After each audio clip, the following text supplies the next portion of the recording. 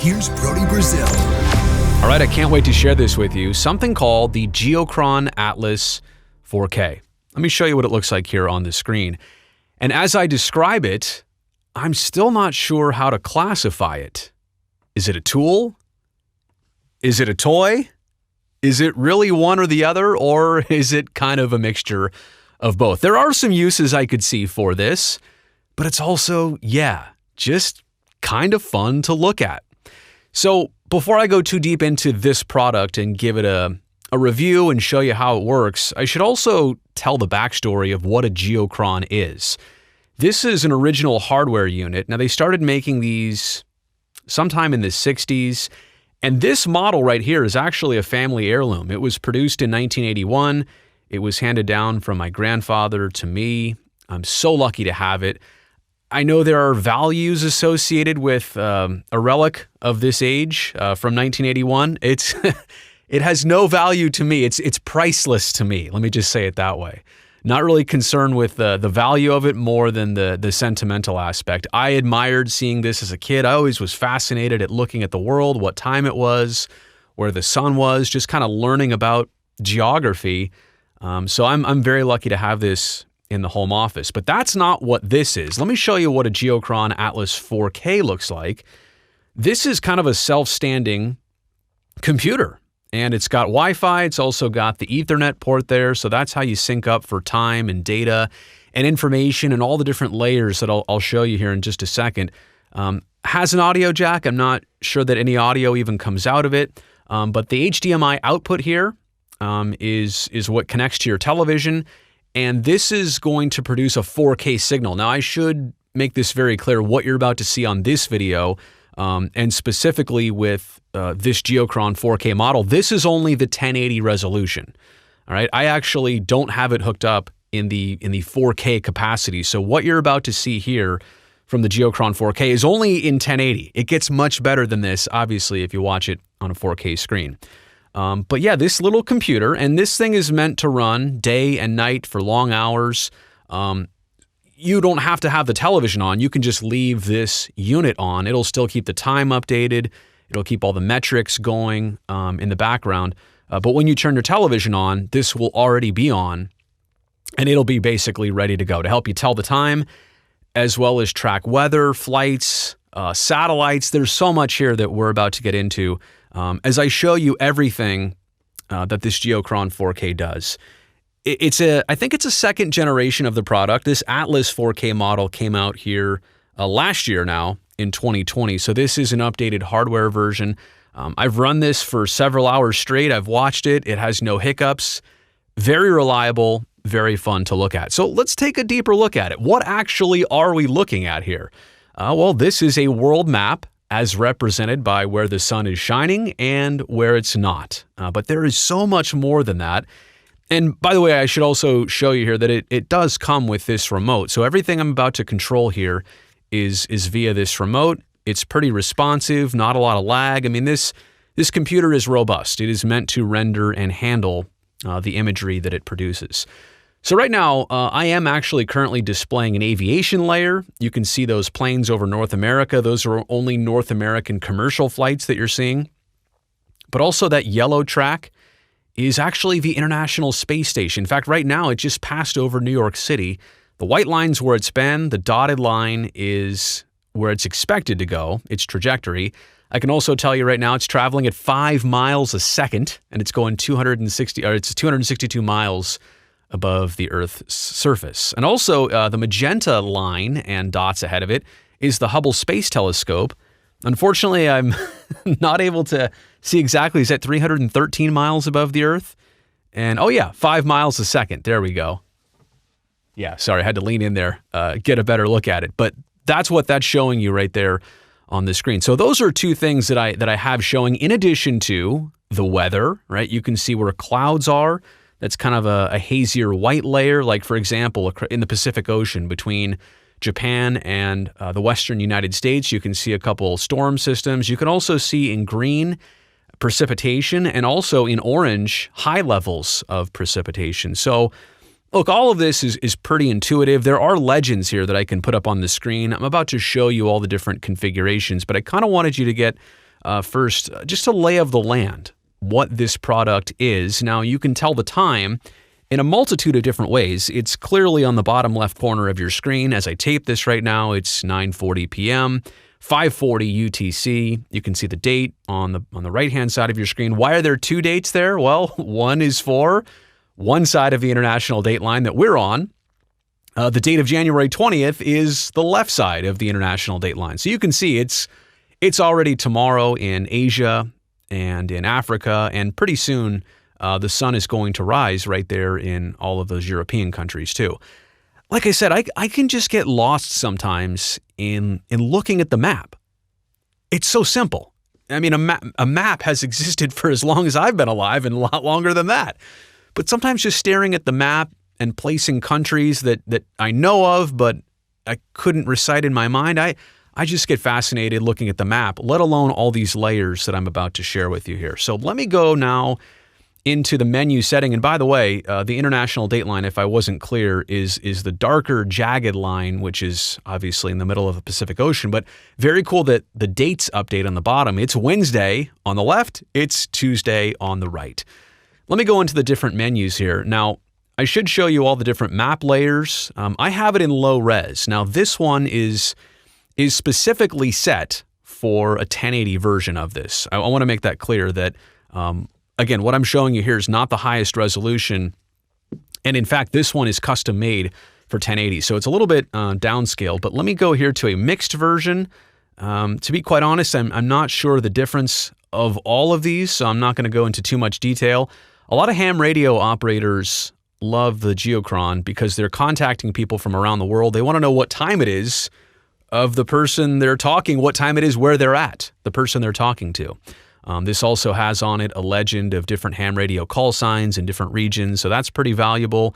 There's one here for oceanic insights, and I'm not particularly certain on what that means or what the differences are. I clearly know the topographical map here. Topographical map. What is it, topo or topo? Topographical map shows you here different elevations and more of the world's surface. And then the human map, I believe this one just is the higher resolution that shows all the different countries. So I'm going to leave it on low res for a second. I can also show you here that there is a grayscale mode. And actually, let me get back out of the menu here so you can see this. This would be interesting if you were more specifically wanting to see the weather, or I'll show you tracking satellites in just a second. But it's very cool to know that you can enhance the view by just turning it into grayscale mode. I'll turn that back off. I like the 24-hour scale. I like seeing that in 24-hour time. That's pretty much how I use all my clocks. The analemma here, now that is if you want to actually see the sun's position, right? So that just popped up pretty much over the Indian Ocean right there, and you can see that bright spot is where the sun is at in relation to everything else. I like showing the seconds on. There is a night mode here. It's nighttime right now, so it's kind of giving you that display. I'm actually just going to leave that off. So that is the general tab, basically maps and everything else. Now we get into the night opacity. So you can clearly see that line, right? That arched line of where the sun is and isn't. It's clearly winter in the northern hemisphere, southern in the bottom. I have it at 60%. I mean, you can basically change the contrast here a little bit. So you can see where the difference is, right, where it's lighter and darker. I like it to have enough of a shadow to kind of, give you that effect and give you that feel. The Terminator line, that's what the shadow is called. You can either have it normal or soft. And again here, soft is probably more like reality. But for me, I kind of like that hard edge line for normal. Human lights, opacity. Now you're kind of seeing it in Europe on the far left of your screen there, like right around London. You can kind of see some of that white dots, white dotting, not where the airplanes are flying, but those white dots are reflecting where it's dark and where a lot of humans live. So you can change that around here. Let me just show you real fast. I have it up pretty high at 80%. I'll turn it down. Yeah, you can kind of see how that's adjusting. That's not a big one. There's shipping lanes here, which I can add in, and clearly you can see in the oceans how those are starting to easily pop up and become more identifiable. Now, that doesn't track active ships. It's just the frequent lanes that they use. There's also a similar one here for air traffic, common routes across the world. I can turn the intensity up on that. But again, these are not actual live flights. You can do those, but that's not exactly what this is showing you. So I'm going to turn that down. I'm a little bit scared to find out what happens when I turn up air pollution. Yeah, it's more than I wanted to see in the world. But you can clearly see how that is graphically depicted. And then population density, a little bit different from the human lights in that this will show it to you in the daytime regions as well. I mean, you can just see clearly in a place like India right there how it totally just changed colors into those blues and purples in terms of high population density. So those are a couple things here on the layers tab. There's also a demonstration mode where you can turn it on into cycle maps, and it will basically rotate through something different every 30 seconds or a minute or 2 minutes or 5 minutes. So you can kind of have it showing you something new all the time, which is also pretty cool if you're not set on needing to see one thing or wanting to see one thing.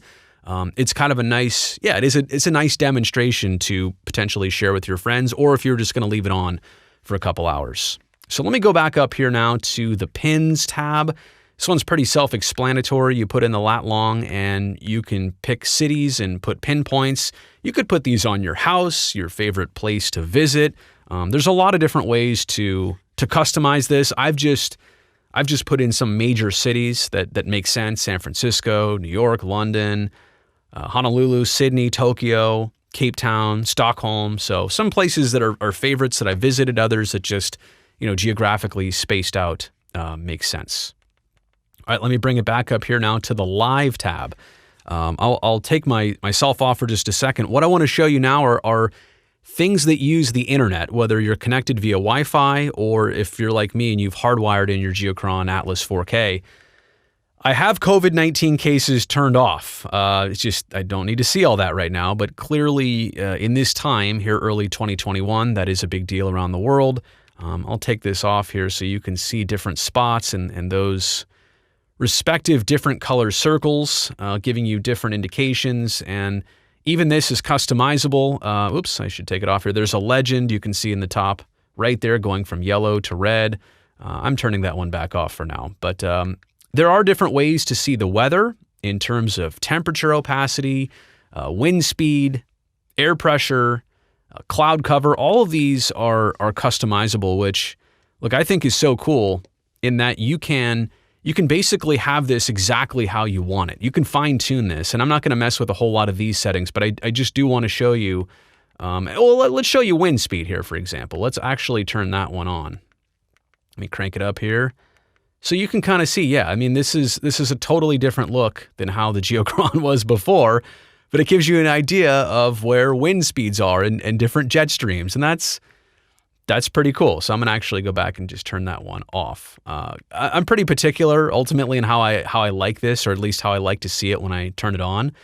But I also like to know what it's capable of. Here, you know what? I will just show you temperatures real fast. So let's turn the temperatures up. I guess you would expect to see it a little bit warmer near the equator and in the southern hemisphere, being that it's summertime down there, and there you have it. And there is a legend here, which I could turn on. Let me just show you what a legend looks like. Wait, let me show you what a legend looks like. No, just kidding. Just kidding. I hope you got that. But there is the legend on your screen right there. Let me go back into the menu here. I will turn the legend off and, first turn the opacity all the way down. And then I'll go turn the legend off. Still reeling off of my Legends joke there. Cloud cover, I do have it on at 40%. You could turn that up or down. Weather, that's a pretty cool one. Satellites. Now this is a total trip.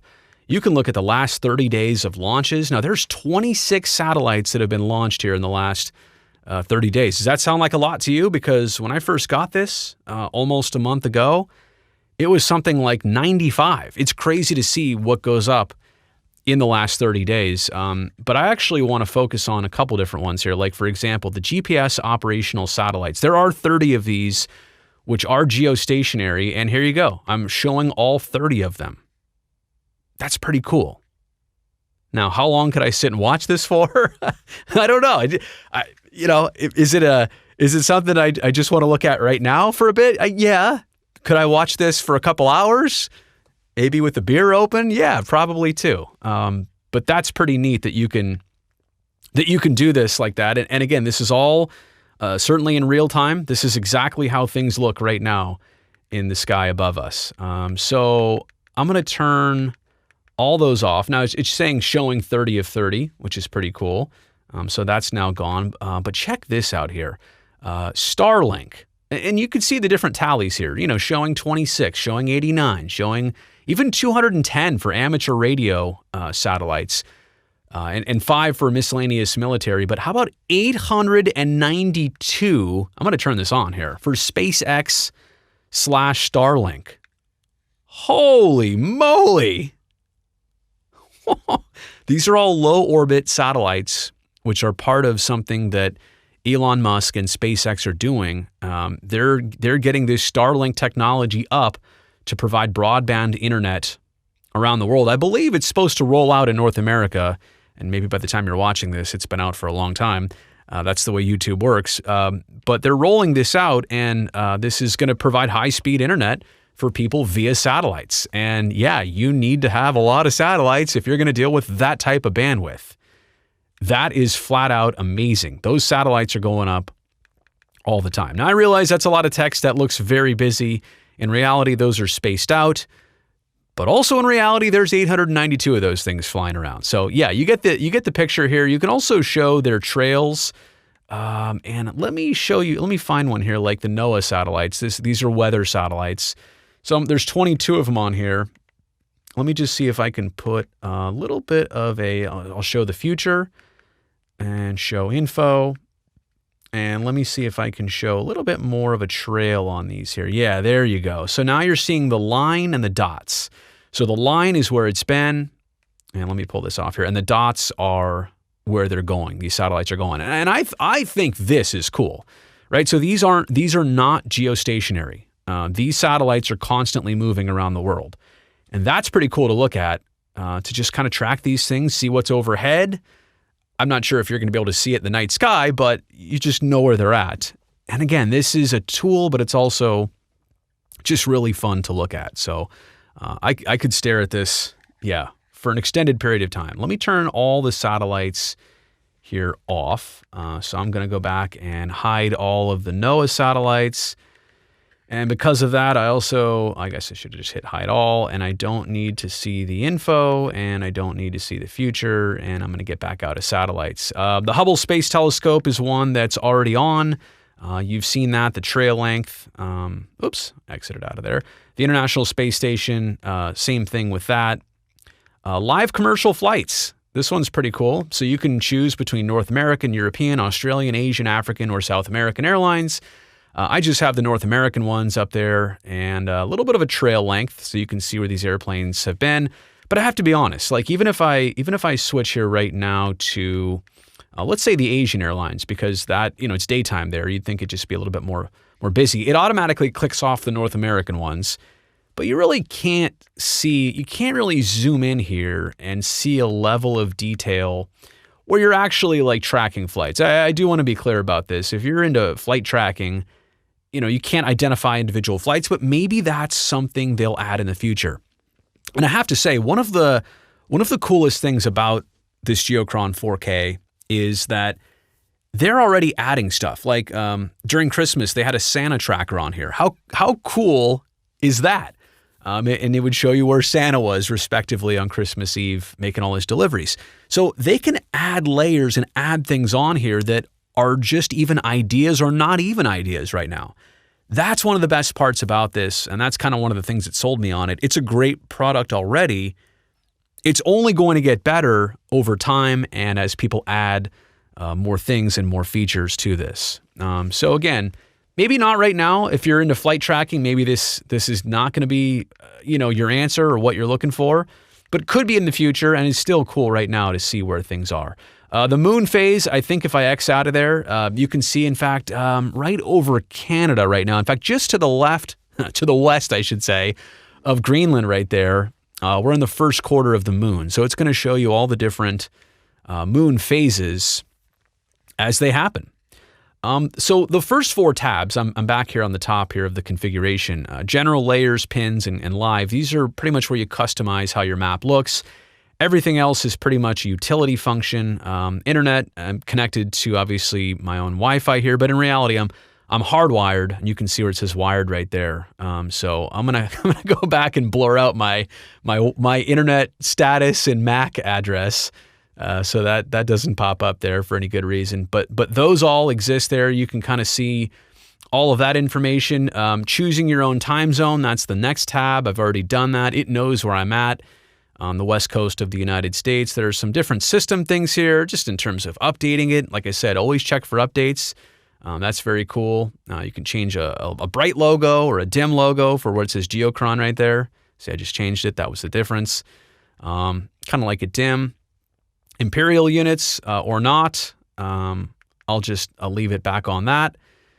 What else do we have here? Show the UTC. We are showing that. And yeah, UTC in 12 hour or not. So AM or not. I like it in 24 hours. So that is the Geochron 4K. I really, and it looks like I've lost all the weather layers and stuff. So I'll go back and put those on. But I get a kick out of this thing. I really do. And as I explained before, the Geochron inherently was something and is something special to me. So to have it in more of a futuristic form, quite honestly, my grandpa bought the original one because that interested him. I bought this one because I'm already invested in the brand. They're good people. In fact, they've refurbished the one that hangs in my office like I showed you before. They gutted the whole interior, put in a new LED lighting system in the back instead of the fluorescence that it used to use. Remember, this is from the 80s. Replaced all the motors. The maps are all updated for this decade. They're good people up at Geochron, and this product certainly reflects it. So very excited to have this. And hopefully you enjoyed this look at the Geochron 4K. Again, this is just a really cool product. Comes in at a pretty respectable price point. Again, it's a tool. It's also a toy. It's a little bit of both. But I highly recommend the Geochron Atlas 4K.